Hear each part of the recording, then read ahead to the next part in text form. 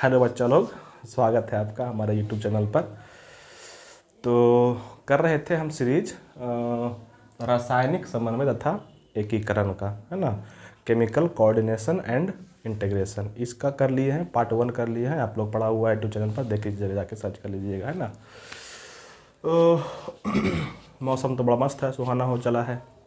कल बारिश हुई थी, आज दिन भर धूप खिला हुआ है, तो मौसम का तो जवाब ही नहीं है। लेकिन अपने को क्या करना है, अपने को पढ़ाई करना है ना।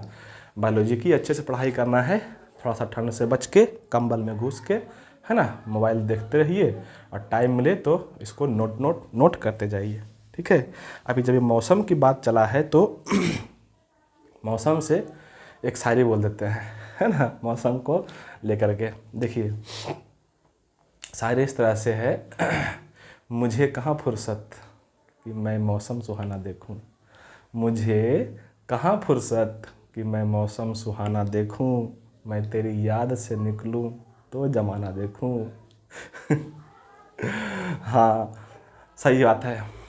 हम तुम लोगों की यादों में खोए रहते हैं, है ना। और साथ ही साथ बायोलॉजी की यादों में भी खोए रहते हैं, पूरी तरह से इन हो जाएंगे, है ना, लीन जिसको बोलते हैं। क्या होता है ना, कभी कभी हम हंस जाते हैं तो लोगों को लगता है कि सब तो ऐसे ही हंसते रहते हैं, मजाक करते रहते हैं, लेकिन कोई नहीं, कोई नहीं, है ना। क्या है ना,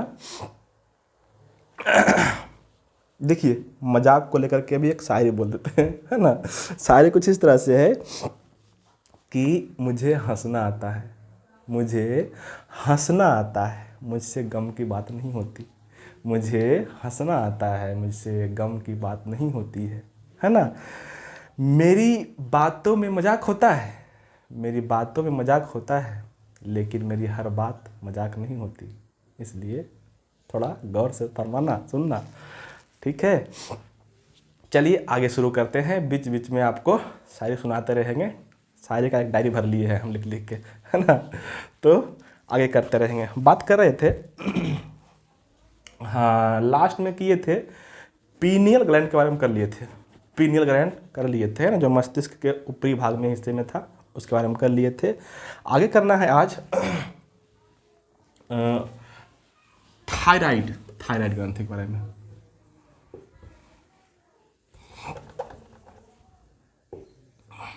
क्या हो गया है इसको,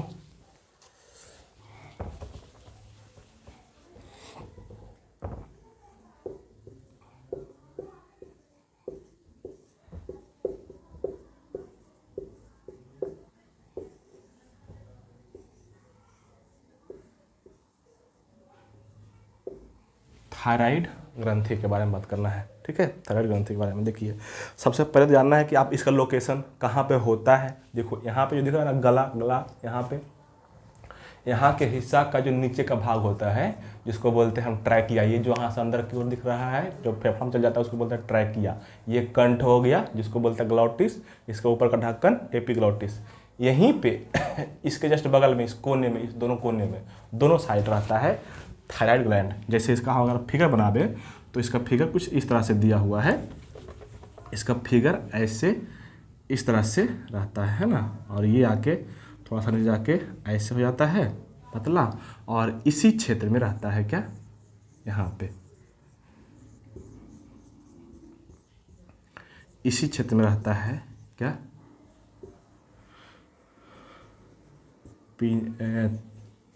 थायराइड, थायराइड ग्रंथि, है ना, थायराइड। और यहाँ से आके इस तरह से जुड़ा हुआ रहता है, ठीक है। यहाँ से ये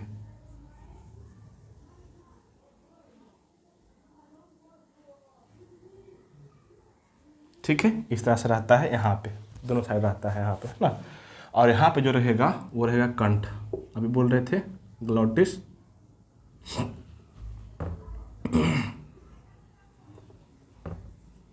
कंठ रहता है यहाँ पे, इसका निचला हिस्सा में दोनों साइड रहता है ये थायराइड ग्रंथि, है ना। देखिए थायराइड ग्रंथि के दो पाली होते हैं, एक तो दिख रहा है ये पाली और एक दिख रहा है ये पाली, मतलब कि दो पालियां होती है दोनों साइड, लेफ्ट और राइट, दो पालियां होती है। पालियां को लोब्स कहते हैं, दो होता है, ठीक है, दो। और ये दोनों पालियों को जो जोड़ रहा है उसको कहते हैं इस्थमस, इसको बोलेंगे क्या, इस्थमस कहते हैं इसको, इस्थमस। ठीक है, तो दोनों पालियों को जोड़ने वाला जो जोड़ रहा है उसको बोलते हैं क्या, इस्थमस, इस्थमस। ठीक है, आइए इसके अंदर देख लेते हैं क्या क्या है। अगर इसको हम यहाँ से काटें, मतलब कि इसका अनुप्रस्थ काट को देखेंगे तो क्या क्या दिखेगा हमको, कुछ इस तरह से दिखेगा। देखना, कुछ इस तरह से कोशिकाएं दिखेंगी, कुछ ऐसे ऐसे कोशिकाएं दिख जाएंगे, है ना, इस तरह से। ऐसे पूरे सेल्स में उसको काट के देखेंगे ना तो पूरे सेल्स में ऐसे इस तरह से आपको कोशिकाएं दिख जाएंगे। और इस जो खाली स्थान है वहाँ पे पूरा भरा हुआ दिख जाएगा। ये जो भर रहे हैं ये पानी नहीं है, ये सेल ही है ना, सेल्स है। ठीक है, तो जो बीच बीच में भरा हुआ है, ठीक है, याद रखना इस तरह से, जो बीच बीच में भरा हुआ है ये, इसको बोलते हैं भरण ऊतक। ये क्या हो जाएगा, भरण ऊतक है ये। ठीक है, और जो ये मेन कोशिका है जिससे हार्मोन सिक्रेट होता है, सिक्रेशन होता है ना, उसको बोलते हैं पुट्टिका। पुट्टिका, पुटक, फॉलिकल जिसको बोलते हैं इंग्लिश में, है ना, पुटक। अच्छा, इसके अंदर भी सेल्स लगे होते हैं जो सिक्रेशन करता बनाता है हार्मोन को, है ना। इसके अंदर भी बहुत सारे सेल्स लगे हुए होते हैं भर भर के, इस तरह से सब में रहता है सेल्स, है ना। एक नाम लिख दिए हैं आप, देख लेना, सब वही सेल्स हैं, पुट्टिका जिसको बोलते हैं आप। ठीक है, अंडाशय में भी पुट्टिका होता है लेकिन उसका काम थोड़ा अलग होता है ना, वो अंडाणु बनाता है। लेकिन यहाँ का जो पुट्टिका रहेगा उसमें पुट्टिका सेल में जो रहेगा उसको क्या करेगा, हार्मोन बनाएगा, है ना। ठीक है, इस तरह से इसको काटेंगे यहाँ से तो ऐसा कुछ दिखेगा, है ना। ये पुटक सेल्स है और बीच बीच में जो है कौन है, भरण ऊतक है, भरण ऊतक ऐसा दिखेगा इसका अनुप्रस्थ काट। तो दोनों फिगर को आपको अच्छे से देखना है, याद करना है किसमें इसके अंदर क्या क्या है। ठीक है, अब देखिए इसमें होता क्या है, क्या होता है इसमें, इसको मिटाते हैं। थायराइड ग्रंथि में जो है ना 2 प्रकार के हार्मोन होते हैं, है ना। थायराइड ग्रंथि जो है उसमें स्पेशली 2 प्रकार के हार्मोन्स होता है।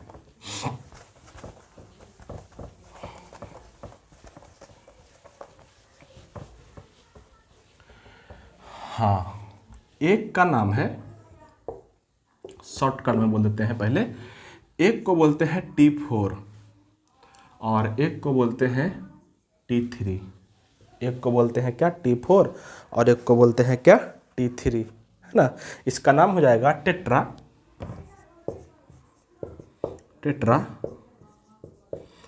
Iodo thyronine. T4 को बोलते हैं क्या, टेट्रा आयोडो थायरोनिन। 4 को बोलते हैं क्या, टेट्रा। अगर 3 है तो उसको बोलते हैं ट्राई, है ना, पढ़े है ना, मोनो, डाई, ट्राई, टेट्रा, पेंटा, हेक्सा, हेप्टाइस, तो पढ़े है ना, वही काउंटिंग है।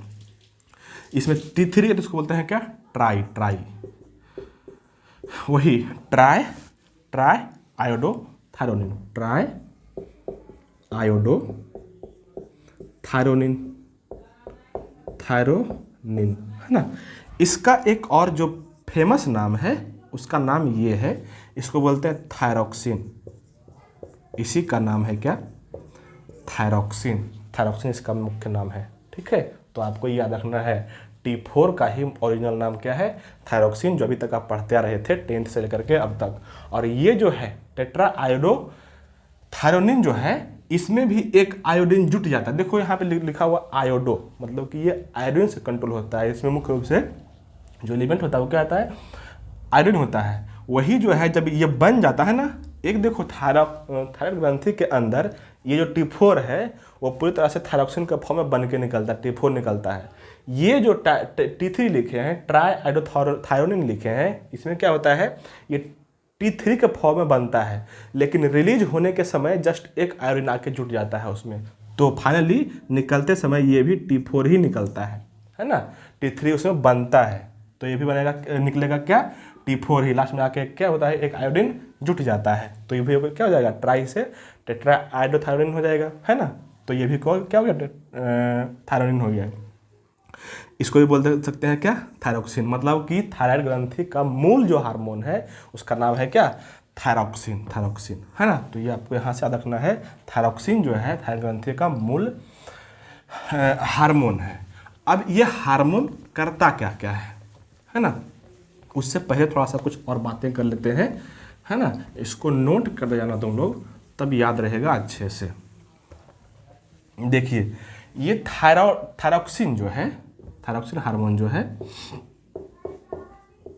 थायरॉक्सिन हार्मोन जो है, हार्मोन कैसे लिखे हैं समझ लेना। थायरॉक्सिन हार्मोन, थायरॉक्सिन हार्मोन को बनाने के लिए एक एलिमेंट जिम्मेदार होता है, उसका नाम है आयोडीन।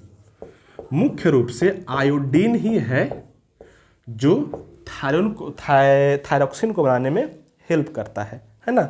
तो याद रखना कि थायरॉक्सिन हार्मोन को स्रावित करवाने में सबसे मुख्य योगदान किसका है, आयोडीन का। मतलब कि जिस आदमी में आयोडीन तत्व की कमी हो जाएगी उसमें थायरॉक्सिन सही से नहीं निकल पाएगा। अगर थायरॉक्सिन सही से निकल पाएगा तो बहुत सारी बीमारियों को जन्म देगा वो, है ना। इस बात को अच्छे से नोट करना है। तो आयोडीन किसके लिए है, याद रखना, आयोडीन थायरॉक्सिन हार्मोन निकलवाने के लिए सबसे आवश्यक तत्व है। याद रखना, आयोडीन थायरॉक्सिन हार्मोन स्रावित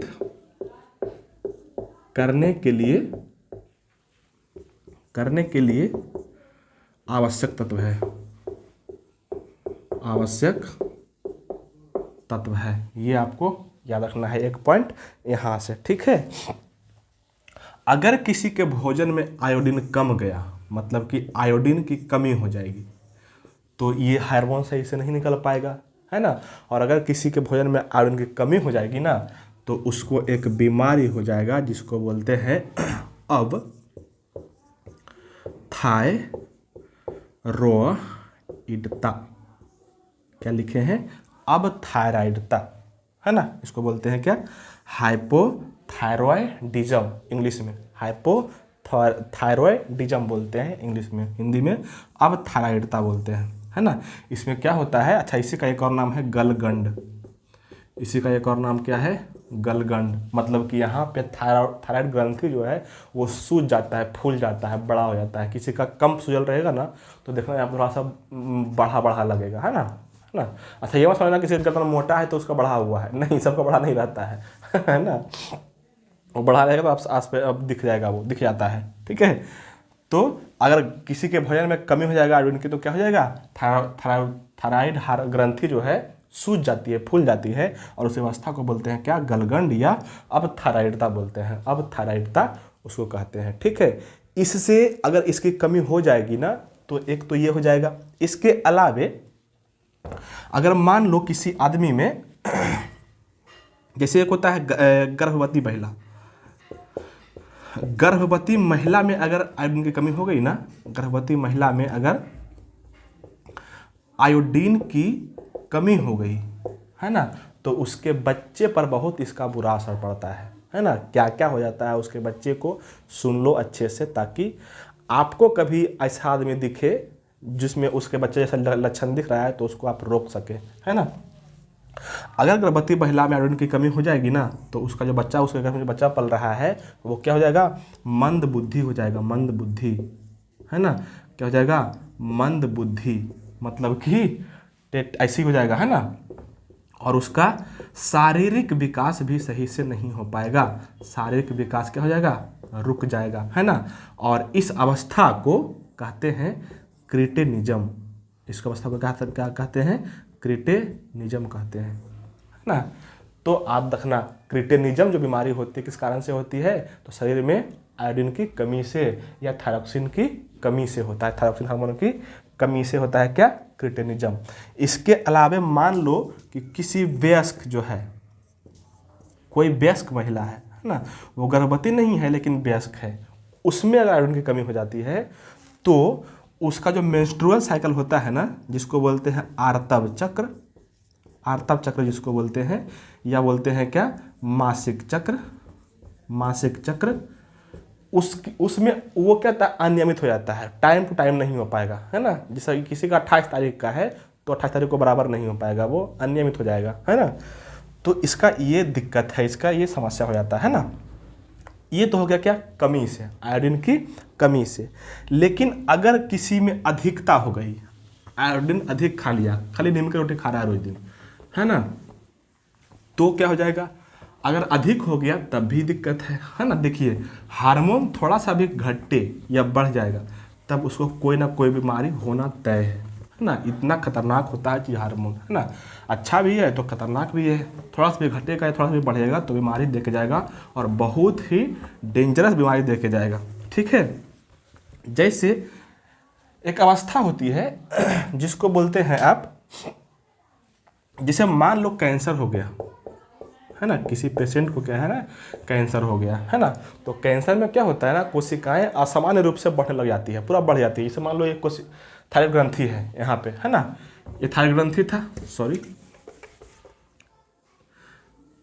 ये थायराइड ग्रंथि यहाँ पे लगा हुआ था, है ना, इसकी कोशिकाएं पूरा बढ़ जाए, इसकी कोशिकाएं जो है पूरा बढ़ जाए, पूरा बड़ा हो जाए कोशिका, तो इसमें जो बन रहा था तो अधिक बन जाएगा, है ना। अगर अधिक बन जाएगा ना तो इसी अवस्था, अगर कैंसर में पूरा बढ़ जाता है कोशिकाएं, तो इस अवस्था को जो कोशिकाएं बढ़ जाती है उसको बोला जाता है थायराइड अतिक्रियता। उसको क्या बोलते हैं, थायराइड अतिक्रियता, अतिक्रियता। ये आपको अच्छे से याद रखना है कि किसी आदमी में अगर कैंसर हो जाएगा या आयरन की अधिकता से क्या हो जाता है, तो थायराइड अतिक्रियता हो जाता है, ठीक है। अच्छा, इससे क्या होगा, अगर थायराइड अधिक हो गया तो इससे क्या हो जाएगा। अच्छा, किसी में कैंसर नहीं भी है, जैसे कैंसर है तो थायराइड अतिक्रियता होता ही है।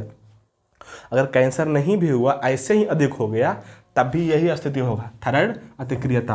और इस अवस्था में क्या होता है, आँख जो होता है ना, आँख का दोनों साइड ये हड्डी जो होता है चारों पट्टी, ये वाला जिसमें आँख गड्ढा, जिस गड्ढे में है, ये हड्डी बाहर आ जाती है ना। इसको क्या बोलते हैं, इसमें याद रखना ऐसे करके, आँख की हड्डी बाहर आ जाती है ना। ये एक बात हो गया। अगर पूरा अधिक हो गया, आयोडीन की मात्रा पूरा अधिक हो गया, है ना, तो क्या होगा, आँख ही निकल जाएगा बाहर। उस अवस्था में क्या हो जाएगा, आँख क्या हो जाएगा, नेत्रकोटर से बाहर निकल जाएगा, नेत्रकोटर से क्या हो जाएगा, बाहर निकल जाता है।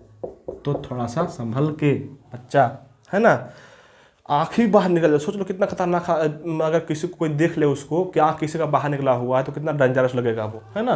तो आँख ही बाहर निकल जाता है ना। इस अवस्था को बोलते हैं एक्सोप्थेल्मिया। इस अवस्था को क्या बोलेंगे, एक्सोप्थेल्मिया। हाँ, इस अवस्था को क्या बोलेंगे, एक्सोप्थेल्मिया, जिसमें आँख नेत्रकोटर से बाहर निकल जाती है, उस अवस्था को बोलते हैं क्या, एक्सोप्थेल्मिया, है ना। तो ये सारे आपके क्या है, लक्षण हैं, ठीक है। इसके अलावे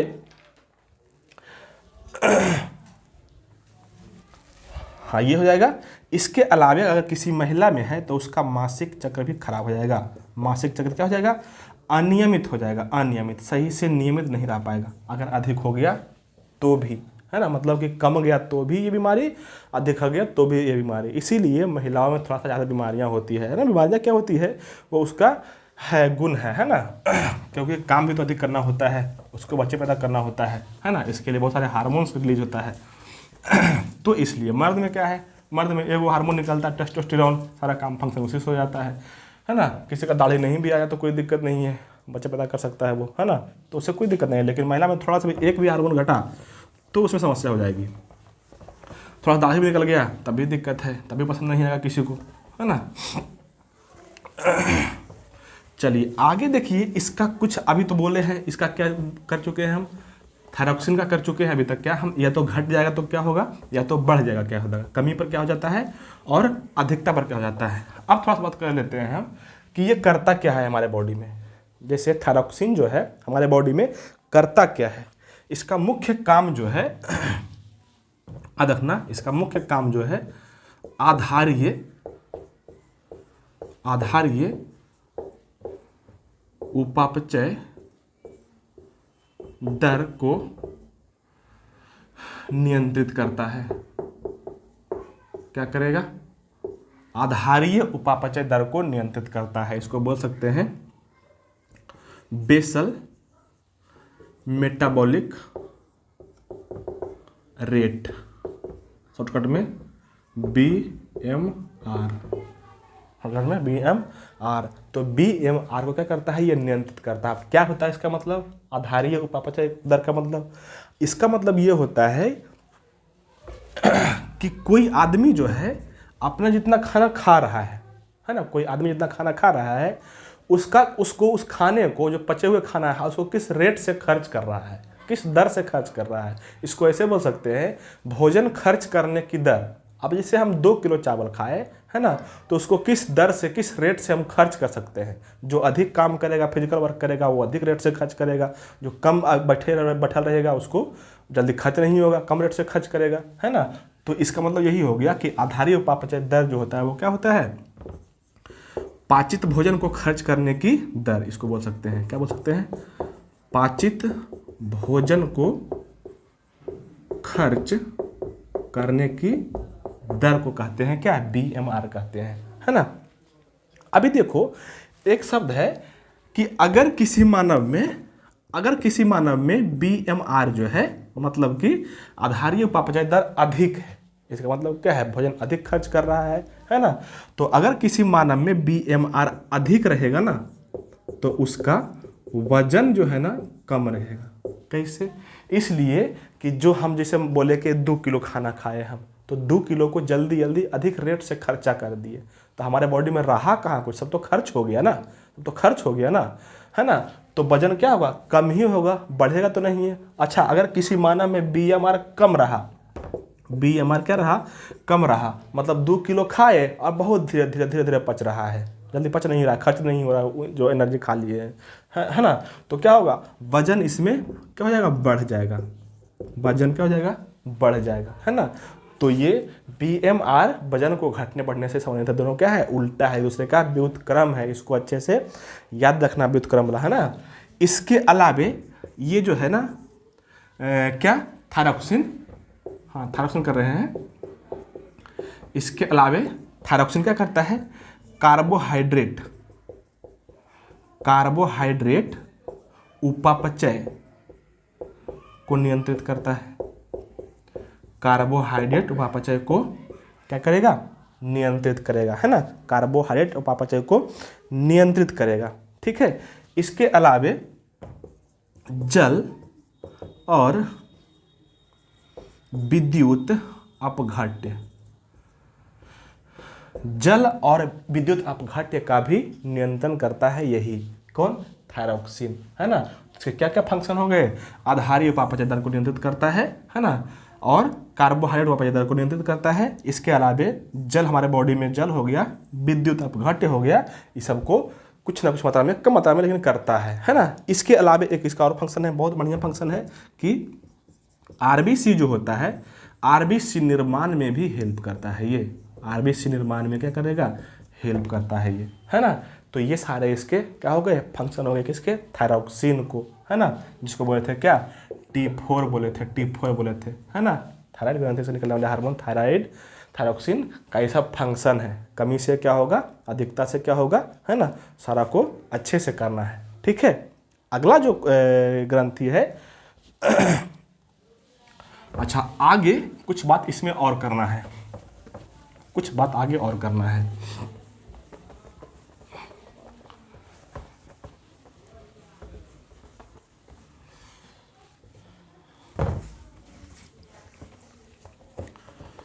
कैसन बोर्ड लाया है रे, मिटता नहीं है।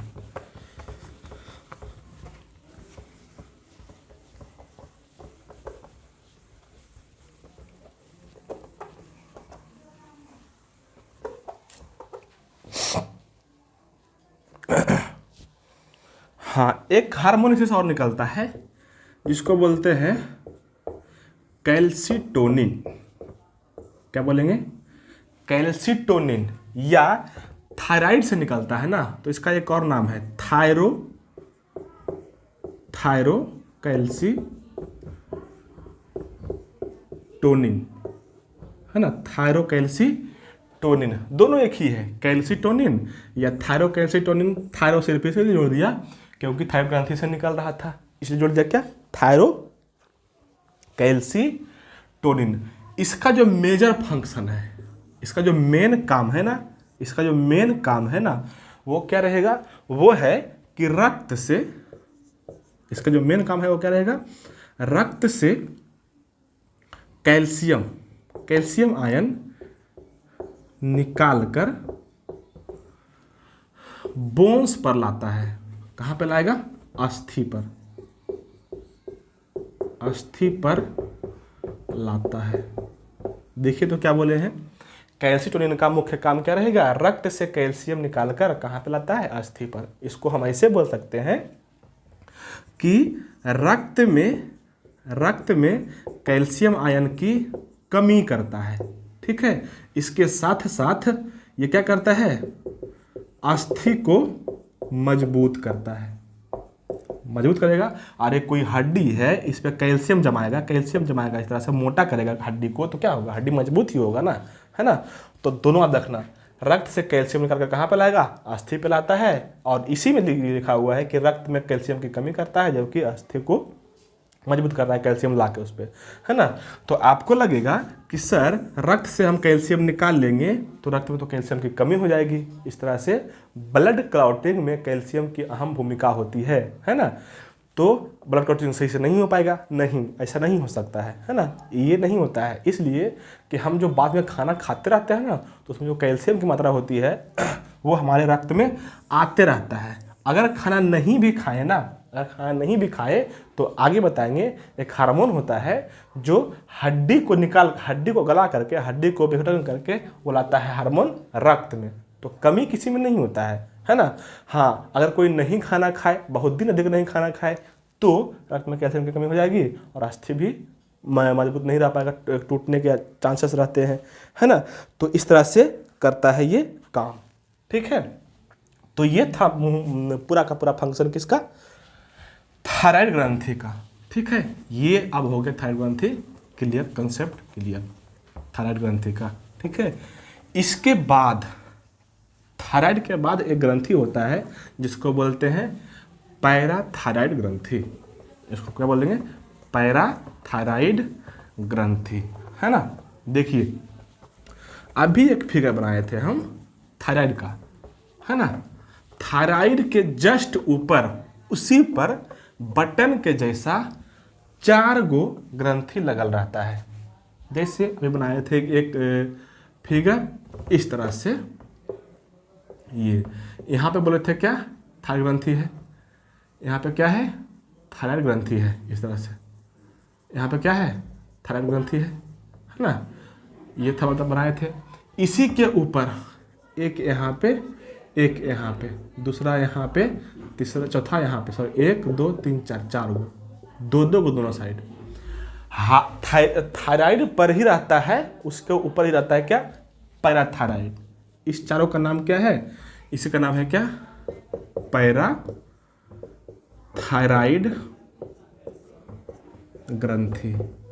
तो लोकेशन पता चल गया होगा मेरे ख्याल से, लोकेशन जान गए होंगे कहाँ पे रहेगा, थायराइड के ऊपर भी रहेगा, ऊपर ही रहेगा, क्या को रहेगा, तो इसको बोलते हैं 2 जोड़ी, है ना। देखो तो 1 जोड़ी 2 जोड़ी, मतलब सीधे सीधे 4 को बोल सकते हैं।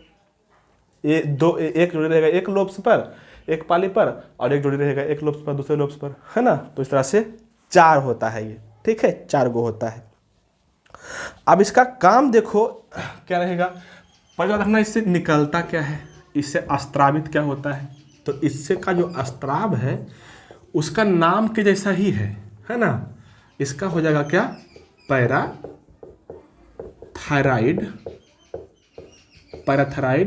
हार्मोन।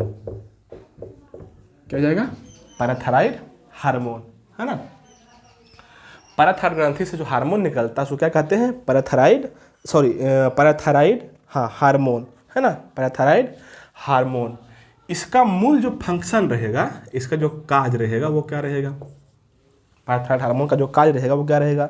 देखो ये जो है ना थायरॉक्सिन के उल्टा काम करता है, सॉरी कैल्सिटोनिन के। ये जो है ना कैल्सिटोनिन के उल्टा काम करता है। कैसे, तो देखो अभी हम बोल रहे थे कि कैल्सिटोनिन जो है रक्त से कैल्शियम आयन को निकाल के ला रहा था कहाँ पे, अस्थि पर ला रहा था, अस्थि पर ला रहा था, है ना। लेकिन इसका जो काम रहेगा ना, पैराथायराइड हार्मोन का, इसका कार्य यहाँ से लिखते हैं, ये इसका काम रहेगा कि अस्थि से कैल्शियम आयन निकालता है और लाता है कहाँ पे, रक्त में। तो इसका उल्टा हो गया ना, है ना। कैल्शियम ला रहा था रक्त से अस्थि पर, और ये ला रहा है कहाँ पे, अस्थि से रक्त में, है ना।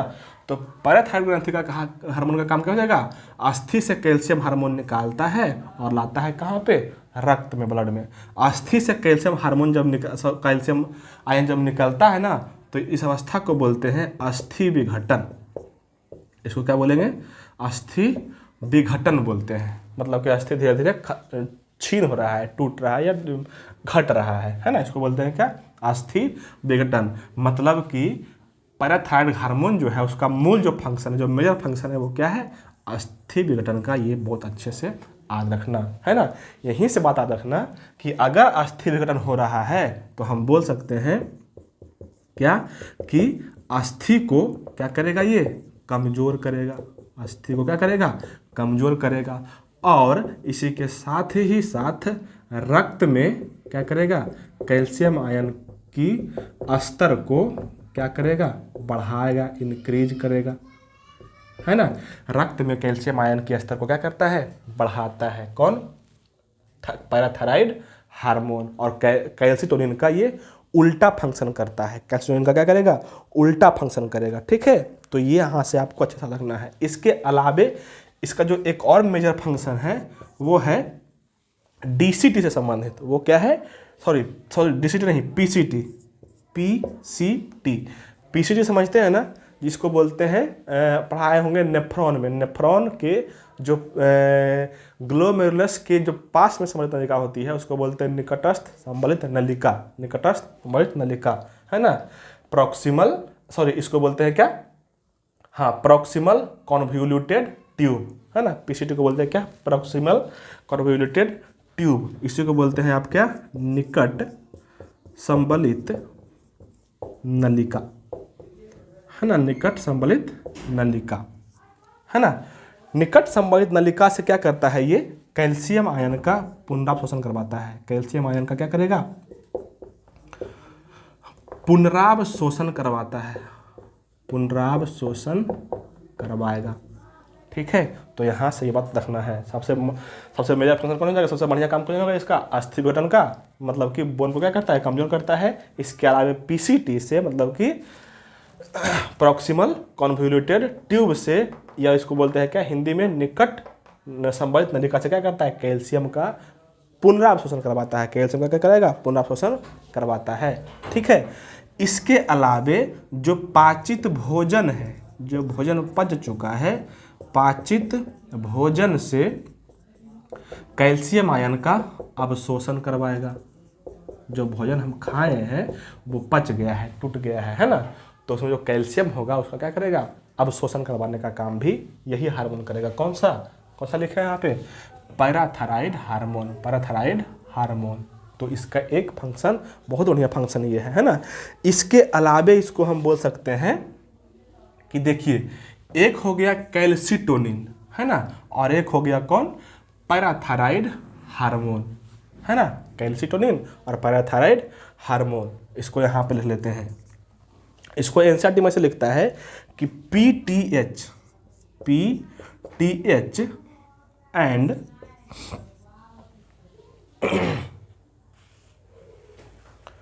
हाँ, पीटीएच एंड टीसीएच, है ना, sorry TCT, PTH and TCT, है ना। ये दोनों मिलकर क्या करेगा, शरीर में क्या करेगा, कैल्शियम आयन को नियंत्रित करता है। कैल्शियम आयन को क्या करेगा, नियंत्रित करेगा, है ना। हाँ हाँ, देखो ये क्या है, ये क्या है, ये जो पीटीएच है उसका नाम है क्या, पैराथायराइड हार्मोन। पीटीएच को बोलते हैं क्या, पैराथायराइड हार्मोन। और टीसीटी जो है, जो टीसीटी है उसको बोलते हैं थायरोकैल्सिटोनिन। जो लिखे हैं अभी लिखे थे ना, कैल्सिटोनिन का पूरा नाम थायरोकैल्सिटोनिन, वही है थायरोकैल्सिटोनिन। तो पीटीएच एंड टीसीटी दोनों मिलकर क्या करेगा, बॉडी में कैल्शियम आयन को क्या करता है, कंट्रोल करने का काम करता है, या बोल सकते हैं क्या, संतुलन करने का काम करता है ना। ये हो गया पैराथायराइड ग्रंथि। पैराथायराइड ग्रंथि में इससे आगे आपको ज़्यादा इससे करना नहीं है ना। पैराथायराइड ग्रंथि का आता है एक बहुत बढ़िया ग्रंथि है जिसको बोलते हैं थाइमस।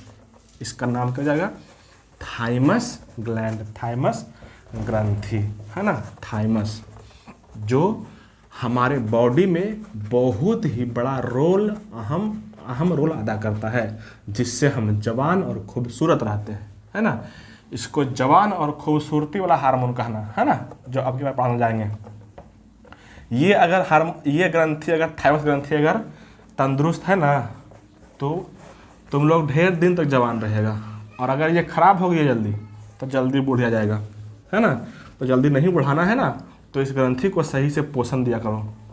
किसको, थाइमस को, थाइमस को, है ना। थाइमस एक ही था जो हमको जवान रखने में हेल्प कर रहा था, है ना, थाइमस। कैसे करता है आगे देखते हैं। एक है ग्रंथि, इसका नाम है क्या, थाइमस, थाइमस ग्रंथि। हाँ, इसका नाम है क्या, थाइमस ग्रंथि। ठीक है, सबसे पहले तो रखना है ये होता कहाँ है। किसी भी ग्रंथि का लोकेशन पहले अच्छा, एनसीईआरटी का बुक अगर आप खोलते होंगे, पढ़ते होंगे, तो सबसे पहले ऊपर में एक फिगर बनाया हुआ है, उसमें सबका लोकेशन का नाम दिया, लोकेशन दिया हुआ कहाँ कहाँ पे है वो, है ना। तो उसको जरूर देखिए। अच्छा, तो हम बता ही देते हैं। देखो यहाँ पे जो ये चेस्ट दिख रहा है, चेस्ट दिख रहा होगा, यहाँ पे जो चेस्ट है ना, इसके बीच में थोड़ा सा गड्ढा है, ये ऊंचा है, ये भी ऊंचा है ना। इसके नीचे बीच में यहाँ पे गड्ढा है ना। तो जो गड्ढा है ना, वहाँ पे एक कटार के जैसा ऐसे एक अस्थि रहता है, ठीक है। और उसी से ऐसे इस तरह से अगल बगल हड्डियाँ निकली होती है ऐसे, है ना। कभी बकड़ू वगैरह काटा होगा तो देखा होगा ऐसे, है ना। और ये क्या है, चेस्ट है, ये हमारा चेस्ट है। इसको बोलते हैं क्या, पसलियाँ। ये क्या है, पसलियाँ है, हाँ, इसको रिब्स बोलते हैं। और ये जो है इसको बोलते हैं उर्वस्थि, जो बीच का हड्डी है, इसको क्या बोलते हैं, उर्वस्थि, उर्वस्थि, अस्टर्नम बोलते हैं इसको। पसलियाँ लगा हुआ होता है किससे, अस्टर्नम से, है ना। तो उर्वस्थि के नीचे जो होता है, उर्वस्थि के नीचे या बोल सकते हैं कि हृदय लंग्स के बीच में, फेफड़ा के बीच में रहता है, ये याद रखना इसको, है ना। इसका लोकेशन कहाँ पे रहेगा, कहाँ पे रहेगा, उर्वस्थि के पीछे, मतलब कि इसके अंदर में, है ना। और फेफड़ा के बीच में, यहाँ से इतना रखना है जरूर, है ना। ये है ना, उर्वस्थि के पीछे और फेफड़ा के बीच में, या बोल सकते हैं कि इसके जस्ट बगल में रहता है एक महाधमनी के ऊपर। कहाँ पे रहेगा, महाधमनी के ऊपर। ये तीनों लोकेशन इंपॉर्टेंट है, तीनों लोकेशन याद रखना। उर्वस्थि के पीछे, फेफड़ा के बीच में और महाधमनी के ऊपर में रहता है ये कौन, थाइमस। इसका सबसे जो मेजर फंक्शन है ना, इससे जो हार्मोन निकलता है उस हार्मोन का नाम है थाइमोसिन। इसका नाम क्या है, थाइमोसिन हार्मोन। थाइमोसिन हार्मोन इससे निकलता है ना। थाइमोसिन हार्मोन इससे निकलता है, ठीक है। इसका जो मेन काम है ना, ये जो मेन काम है, देखो क्या होता है ना, जब हम बचपन में होते हैं, है ना, बोलते हैं जब 18, 19, 20, 25 साल के होते हैं, तब ये अपने चरम सीमा पे होता है। मतलब कि पूरा हष्ट पुष्ट रहेगा, पूरा मजबूत रहेगा और अच्छा रहेगा, है ना। इसलिए उस अवस्था में लोग बहुत सुंदर दिखते हैं, अच्छे दिखते हैं, मजबूत रहेगा, पूरा एनर्जी भरल रहेगा, है ना। जल्दी कोई बीमारी नहीं होगा, है ना।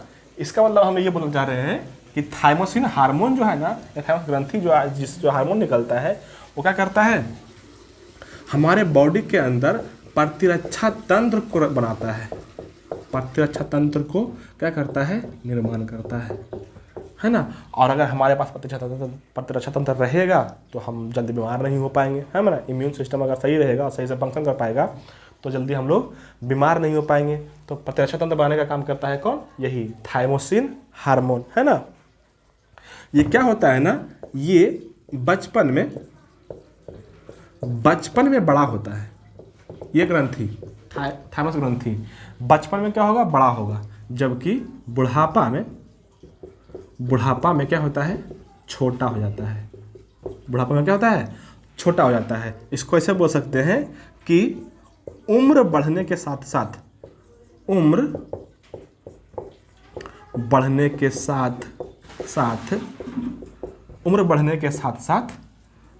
थाइमस छोटा होते जाता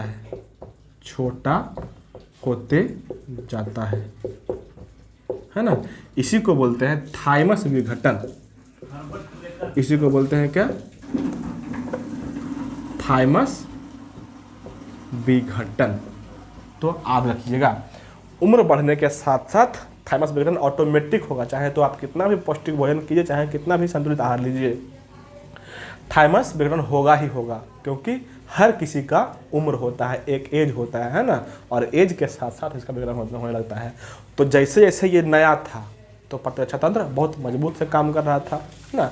जैसे ही इसका विघटन शुरू हो गया, मतलब टूटना फूटना शुरू हो गया, है ना, तो ये सही से काम नहीं कर पाएगा, मतलब कि बुढ़ापे में सही से काम नहीं कर पाता है। तब हम बोलते हैं ना कि बुढ़ापा में क्या हो गया, बुढ़ापे में ये इसका क्या होता है, विघटन हो जाता है ना, विघटन हो जाता है। तब हम बोलते हैं बुढ़ापा में क्या हो गया, प्रतिरक्षा तंत्र कमजोर हो जाता है।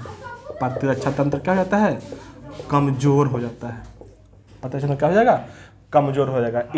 यही कारण है कि बुढ़ापे में लोगों को बहुत सारी बीमारियां हो जाती है। जो नहीं होने का रहेगा ना, वो बीमारी भी हो जाएगा उसको बुढ़ापा में, है ना। तो ये सारे कारण हैं, ठीक है। इसमें एक बात रखना है आपको कि ये जो है ये हमारे बॉडी में एंटीबॉडी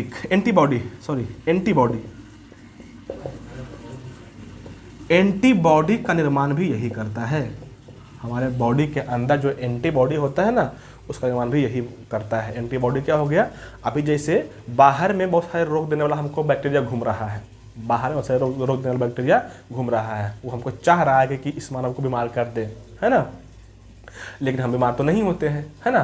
कभी कभी हो जाते हैं, कभी कभी जब हमारे अंदर का एंटीबॉडी हार जाता है ना, तब हम हो जाते हैं। लेकिन लगभग टाइम में हमारा एंटीबॉडी जीतता है, और जब जीतता है तो हम अच्छे हष्ट-पुष्ट और स्वस्थ रहते हैं, है ना। तो एंटीबॉडी क्या करता है, बाहरी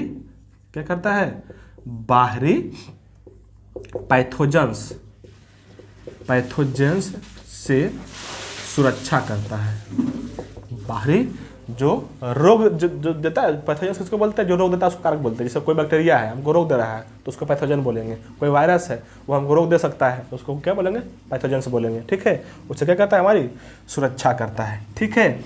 एक बात यहाँ अच्छा रखना, जो हमारे बॉडी में जो प्रतिरक्षा तंत्र होता है ना, उसमें मुख्य रूप से 2 होता है ना। उस दोनों का नाम रखना, यहाँ से बोल देते हैं, उस दोनों का नाम रखना। एक को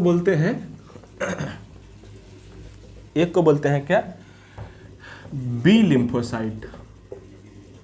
एक को क्या बोलेंगे, बी लिम्फोसाइट, और एक को बोलते हैं टी लिम्फोसाइट।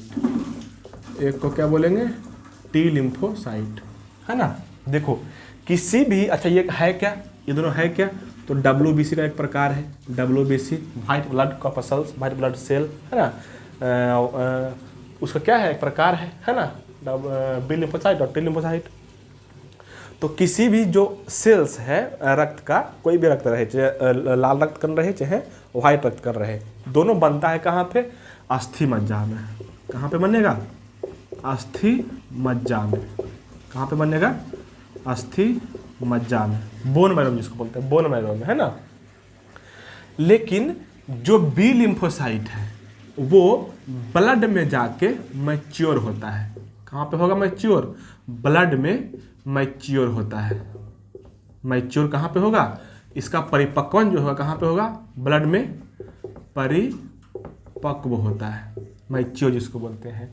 लेकिन टी लिम्फोसाइट जो है, ये जो मैच्योर होता है वो थाइमस ग्रंथि में होता है। कहाँ पे होगा? थाइमस ग्रंथि में। इसीलिए इसका नाम है टी से, इसका नाम है बी से। बी मतलब हो गया ब्लड में परिपक्व हो रहा है, टी मतलब हो गया थाइमस ग्रंथि में परिपक्व हो रहा है। तो इसका मेन काम यहाँ पे है, ठीक है। इसलिए इसका नाम है क्या? T lymphocyte. तो याद रखना, यहाँ से इसका एक फंक्शन आउट हो जाएगा क्या? T lymphocyte. यहाँ पे क्या जाएगा? टी लिम्फोसाइट को परिपक्व करता है ना। टी लिम्फोसाइट को क्या करेगा? परिपक्व करेगा। ये सारे इसके मेजर फंक्शन हो गए थाइमस ग्रंथि के, है ना। तो याद रखना है आपको, सबसे मेन फंक्शन इसमें, सब सारा मेन फंक्शन ही है, इसमें कोई स्पेशली नहीं कराएंगे। इसमें सारा मेन फंक्शन नहीं है। एक ये हो जाएगा, एक ये हो जाएगा, एक ये हो जाएगा। पत्रच्छेद तंत्र कमजोर कर देता है। कमजोर होता है कब? पत्रच्छेद तंत्र कमजोर कब हो जाएगा? बुढ़ापा में। बुढ़ापा में जब इसका विघटन हो जाएगा तब, है ना। और एंटीबॉडी बनाता है और क्या करता है? टी लिम्फोसाइट को परिपक्व करता है, इसमें होता है थाइमस ग्रंथि में, है ना। ये सारे इसके मेजर फंक्शन हो गए, ठीक है।